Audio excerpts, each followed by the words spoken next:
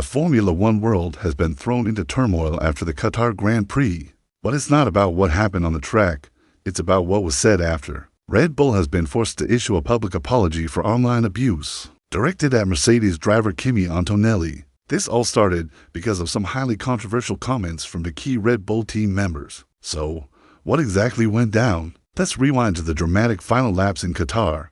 Kimi Antonelli was holding on to fourth place, just ahead of Lando Norris.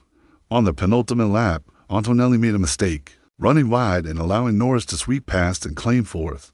This wasn't just any overtake. It had massive championship implications. Those extra points for Norris meant that instead of needing a second-place finish at the final race in Abu Dhabi to clinch the title, he now only needs to finish third. For his rival, Max Verstappen, this was a significant blow.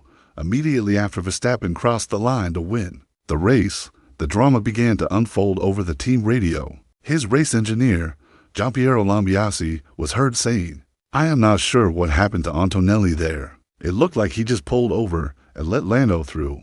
This comment planted a seed of suspicion, suggesting that Antonelli, a Mercedes driver, might have intentionally helped Norris, who drives for McLaren but uses Mercedes power units. The implication was that it was a team effort to sabotage Verstappen's title defense. That fire was then fueled by none other than Red Bull's motorsport advisor, Dr. Helmut Marko. When speaking to reporters after the race, he didn't mince his words.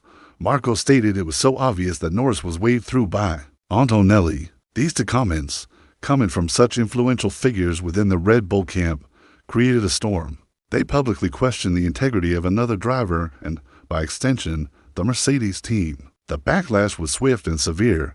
Mercedes team principal Toto Wolff was absolutely furious. He slammed Marko's comments as brainless and revealed that the online abuse aimed at his young driver, Kimi Antonelli, was horrific. According to Mercedes, Antonelli's social media accounts were flooded with over 1,100 severe or suspect comments. Tragically, this included death threats and messages wishing him harm. It is a stark reminder of how quickly on-track rivalries can spill over into toxic and dangerous online behavior. Wolff also mentioned he had a conversation with Lambiase in the paddock to clear the air, but the damage was already done. Facing a massive public outcry, Red Bull had no choice but to walk back their statements. On Monday, the team issued a formal apology. Their statement clarified that the initial suggestions were clearly incorrect. They acknowledged that replay footage showed Antonelli momentarily losing control of his car, which is what allowed Norris to pass.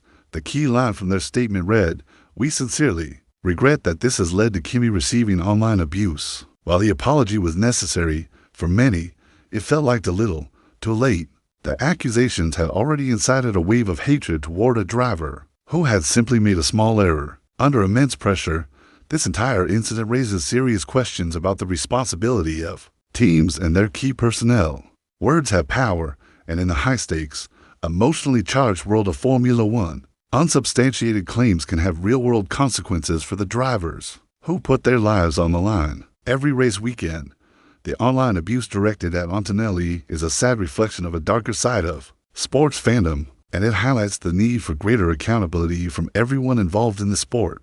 It's a reminder that behind the helmets and the rivalries, these are human beings. As we head into the season finale in Abu Dhabi, the championship fight is tighter than ever. Verstappen leads Norris by just 12 points, but this off-track drama has added a layer of tension and bitterness to what should be a celebration of a fantastic season of racing. Hopefully, the focus can return to the sport itself, but the events following the Qatar Grand Prix will not be forgotten anytime soon. What do you think? Were Red Bull's comments out of line, or just the heat of the moment? Let me know your thoughts down in the comments. Thanks for watching, and if you want more F1 analysis, be sure to subscribe to the channel.